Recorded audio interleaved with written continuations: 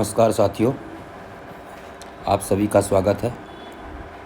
आज के इस एपिसोड में मैं आपको फोर्थ हाउस के कारक,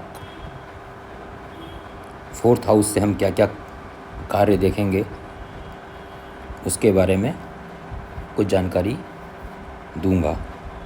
तो फोर्थ हाउस को मातृभाव यानी माताजी का भाव, मदर का भाव और सुख भाव यानी हमारे सुखों का भाव, किसी भी प्रकार के सुख हों हमारे जीवन में तो सारे सुख इसी भाव से देखे जाएंगे। तो चलिए आगे चलते हैं। तो पहले ही देखिए, mother and mutual relationship with her है ना, डिस्प्यूट्स, लव एट्सेट्रा। तो कहने का मतलब है कि माता जी से संबंधित एक तो सारे प्रश्न आ जाएंगे,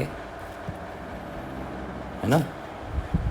ये देखिए सेकंड नंबर में qualities and personality of mother, माँ, मतलब हमारी माँ में क्या क्वालिटी होंगी, कैसी होंगी, पढ़ी लिखी होंगी, स्वभाव कैसा होगा, किस पर्सनालिटी की होंगी, तेज़ तर्रार होंगी, सीधी सादी होंगी, है ना, उनका स्वास्थ्य कैसा होगा।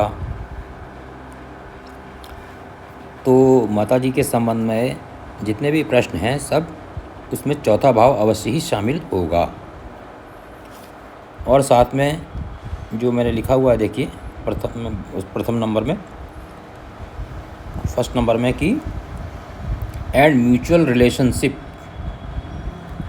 विद हर, है ना, हमारे संबंध हमारी माँ से, हमारी माता जी से कैसे रहेंगे, आपस में हमारे डिस्प्यूट रहेंगे, हम लड़ाई झगड़ा करते रहेंगे आपस में, या हमारे में प्यार रहेगा बना हुआ, ये भी हमारे चौथे भाव से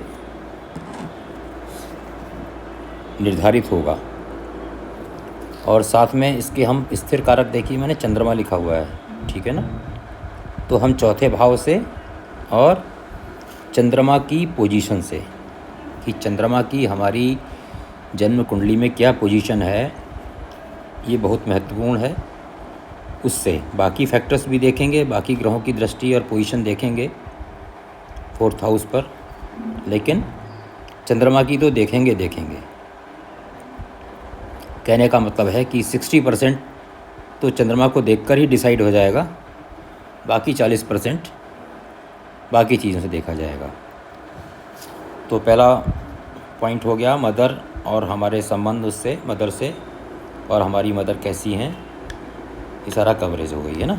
उसके बाद हम क्या देखेंगे, comforts and discomforts due to neighbours, हमारे पड़ोसी जो हैं उनसे हमारे संबंध कैसे रहेंगे, हम कंफर्टेबल रहेंगे, मतलब हम अच्छी तरह से होंगे, या हम परेशान रहेंगे उन पड़ोसियों से।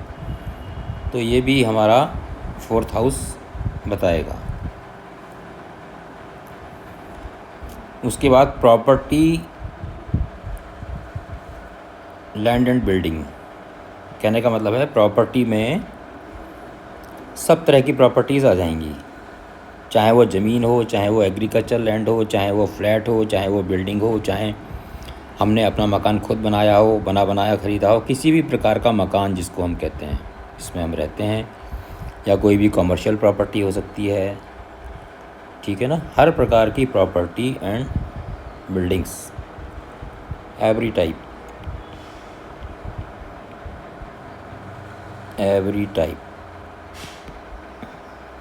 किसी भी प्रकार की।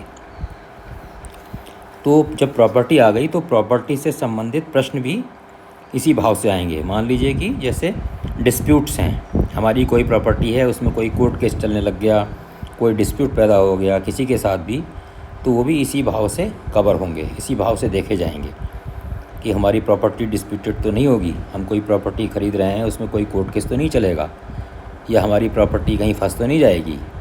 इसमें भी फोर्थ हाउस को विशेष तौर पे देखेंगे। उसके बाद एनिमल्स, नेक्स्ट पॉइंट है animals, cattles, cow, buffaloes, horses, goats, sheeps, dogs etcetera, cats etcetera. तो सारे एनिमल्स किसी भी प्रकार के हों, कुछ मेन ले लिए मैंने, वो सारे एनिमल्स भी इस फोर्थ हाउस से देखे जाएंगे। नीचे मैंने लिखा है ब्रीडिंग एंड मेंटेनेंस, तो कई लोग बिज़नेस करते हैं ब्रीडिंग और मेंटेनेंस का, उसको बेचते हैं, ब्रीड तैयार करते हैं नई नई,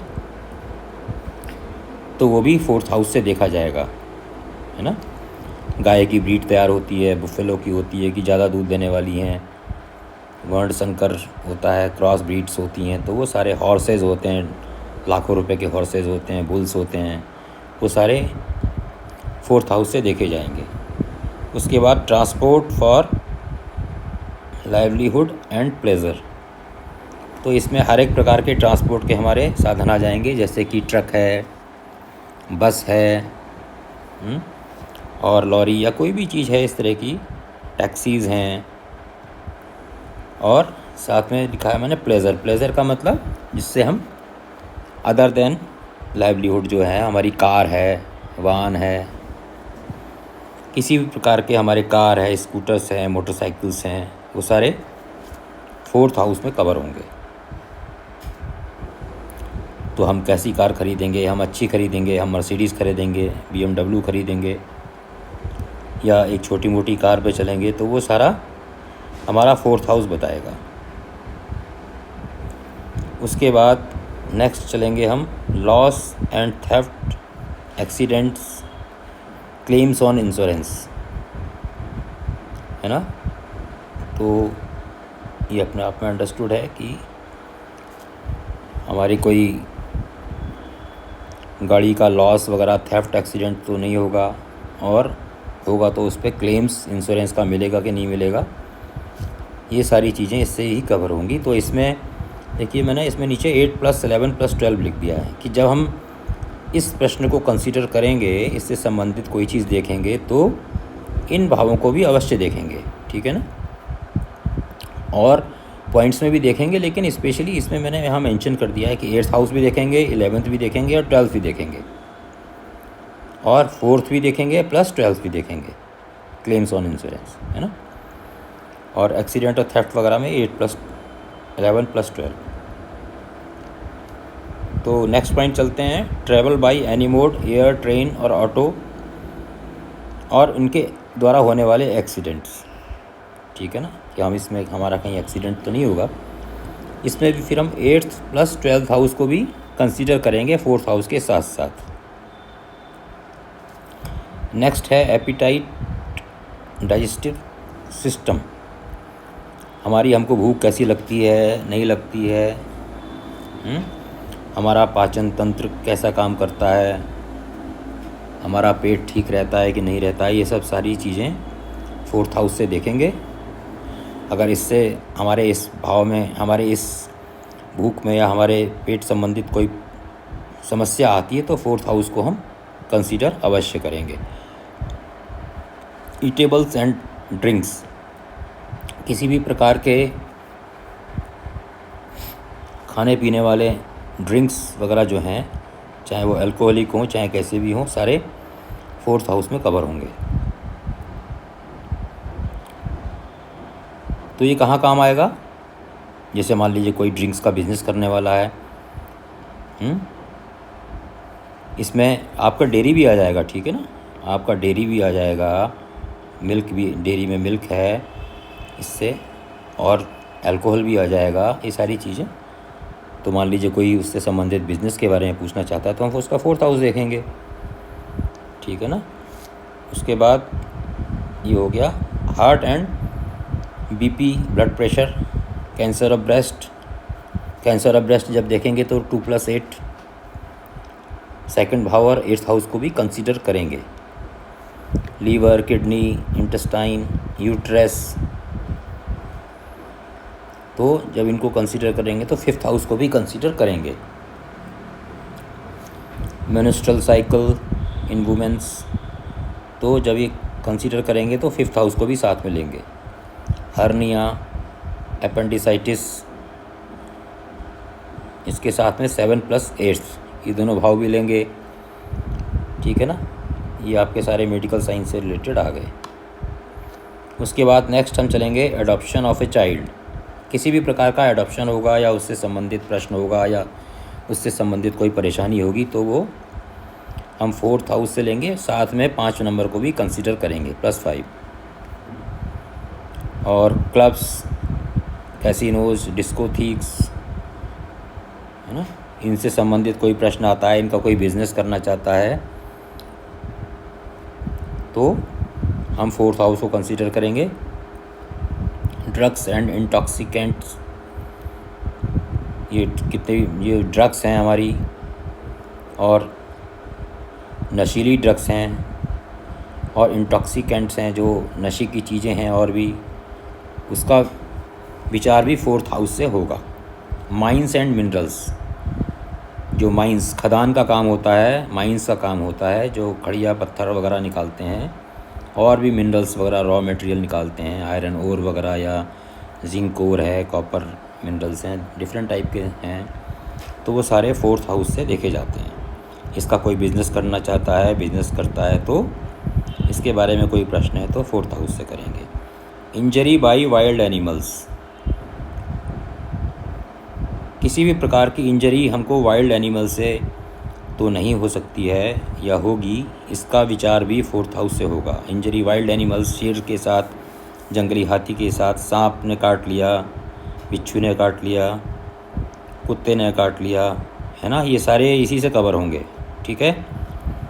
कंस्ट्रक्शन ऑफ स्कूल्स, ऑर्फनेज, नारी निकेतन्स एट्सेट्रा, तो स्कूल्स हैं, ऑर्फनेज हैं, नारी निकेतन्स है, इसी प्रकार के और कोई संस्थाएं हैं,